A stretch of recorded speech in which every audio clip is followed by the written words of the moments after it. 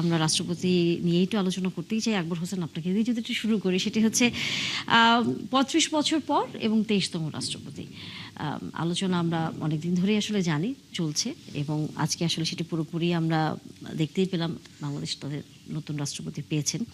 কিন্তু আসলে যেটি আমার আপনার সাথে একটু আলোচনা করবার জায়গাটি, সেটি হচ্ছে যে বারবারই যে প্রসঙ্গটি এসছে যে দলের বাইরে গিয়ে আসলে ভোট দেওয়ার সুযোগটি আসলে নেই সংসদ সদস্যদের, যেটি ৭০ অনুচ্ছেদের বিষয় নিয়ে বারবার আলোচনা হচ্ছে।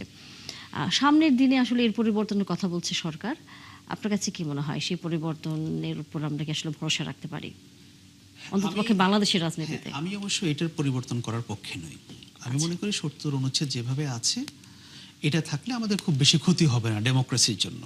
কেন ক্ষতি হবে না? দেখুন, আপনি যখন একটা দলের এমপি হিসেবে নির্বাচিত হচ্ছেন, একটা দলের টিকিটই তো আপনি সেটা মনোনীত হচ্ছেন, তাই না? এমপি হচ্ছেন যারা, এই যে উনি বিএনপি থেকে হয়েছেন, উনি এনসিপি থেকে হয়েছেন, জামায়াত এনসিপি জোটের, তো ওনারা তো ওই জোট বা ওই দলের যে কর্মপন্থা বা তাদের সেখানে আস্থা বিশ্বাস রেখেই তারা হয়েছেন। সুতরাং তার দল পরবর্তীতে যেটার উপরে তাদের আস্থা রাখবে, যে কাজে তারা যাবে, তাহলে উনি পরবর্তীতে দলের উপর সে আস্থাটা রাখতে পারবেন না কেন? তাই না? সেটা তো কোনো আমি কারণ দেখি না।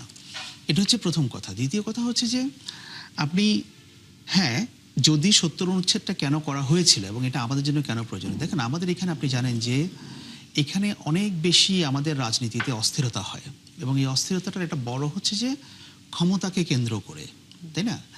এখন আপনি যদি ৭০ অনুচ্ছেদটা তুলে দিয়ে এমপিদেরকে আপনি বলেন যে হ্যাঁ আপনারা যেভাবে ইচ্ছা দিতে পারবেন ভোট, যা ইচ্ছা যেভাবে দিতে পারবেন, তখন এখানে পার্লামেন্টারি যে একটা সিস্টেম, ডেমোক্রেটিক যে সিস্টেম, এটা বাধাগ্রস্ত হবে। আমি মনে করি তখন একটা বিশৃঙ্খলা তৈরি হবে। এবং এখানে আরেকটা বিষয়, অনেকেই যেটা বলেন যে বাংলাদেশের রাষ্ট্রপতি এবং প্রধানমন্ত্রীর মধ্যে কিছু ক্ষমতার একটা ভারসাম্য তৈরি করা দরকার। ওটা ৭০ অনুচ্ছেদের সঙ্গে সম্পর্কিত না। আমি ওইটারও পক্ষে না যে রাষ্ট্রপতি এবং প্রধানমন্ত্রীর মধ্যে ক্ষমতার ভারসাম্য কেন লাগবে। কারণ রাষ্ট্রপতি তো একটা সাংবিধানিক পদ, he or she is the head of the state, তাই না, রাষ্ট্রের।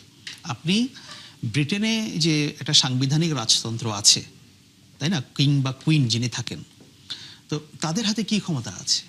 তাদের হাতে তো কোনো ক্ষমতা নাই, সেভাবে এক্সিকিউটিভ কোনো পাওয়ার নাই। এখন আমাদের এখানে যে কোনো সংসদীয় ব্যবস্থায় রাষ্ট্রপতি সেরেমোনিয়াল পোস্ট। এখন আপনি যদি সেখানে প্রধানমন্ত্রীর কিছু ক্ষমতা নিয়ে রাষ্ট্রপতির কাছে দিতে চান, এইটা একটা ক্ষমতার একটা কি বলবো, এটা ডাবল একটা পাওয়ার হাউস তৈরি হবে। তখন আপনি মনে করেন ভারসাম্যহীনতা আসলে আরো বেশি তৈরি হবে। আচ্ছা, এখন যেমন যে কোনো বিসর্জন আমরা কি করি, যে কোনো বিসর্জন আমরা সরকার প্রধানকে দায়ী করি। এইটা হচ্ছে না কেন? সরকার প্রধানকে এখন তারেক রহমান, আমরা ওনাকে রেসপন্সিবল করব, আমরা ওনাকে অ্যাকাউন্টেবল করব। তা আপনি যখন দুইটা পাওয়ার সেন্টার করবেন, তখন কোনটার জন্য আপনি কাকে দায়ী করবেন? কারণ মানুষ যখন রাজনৈতিক দলকে ভোট দেয়, একটা নির্দিষ্ট সময়ের জন্য ভোট দেয়, এবং তার কাছ থেকে সে 4 বছর 5 বছর পরে সেগুলো বুঝে নেয় নির্বাচনের মাধ্যমে। আপনি আমাকে ডেলিভার করতে পারেন নাই, আমি আপনাকে ভোট দেব না। এখন আপনি যদি আরো একটা যেটা বললাম যে কিছু ক্ষমতা রাষ্ট্রপতির হাতে যাবে, কিছু ক্ষমতা প্রধানমন্ত্রীর হাতে থাকবে।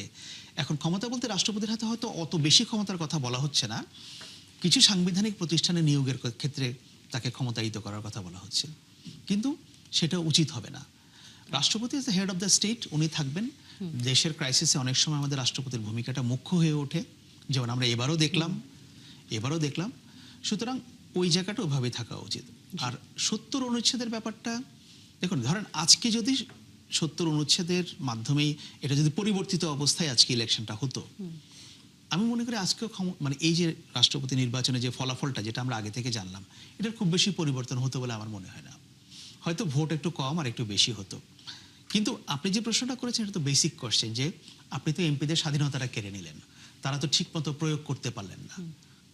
এখন আমার রাষ্ট্রপতি পদের জন্য কেন আমাকে বাড়তি ভোট দিয়ে বা দলের বিপক্ষে ভোট দিয়ে, দল যাকে মনোনয়ন করেছে, আমিও তো দলের এমপি বা উনি দলের এমপি, মানে আমি বলতে মানে আমি এমপিদের কথা বলছি আর কি, তো উনি দলের উপর আস্থা রাখবেন না কেন? তো সুতরাং আমি এটাকে অপ্রয়োজনীয় মনে করি।